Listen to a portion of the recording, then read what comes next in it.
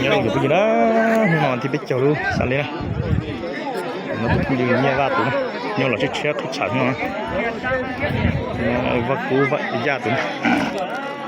cú lù lù hay để chỉ còn trâu cái là cú chỉ lù kia nó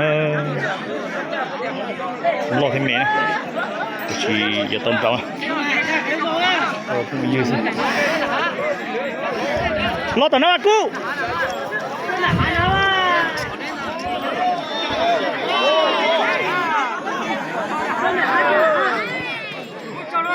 怎么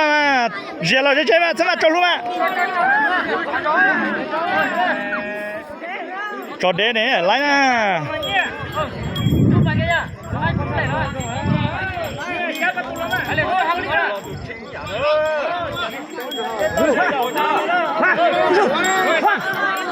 哦老爸对接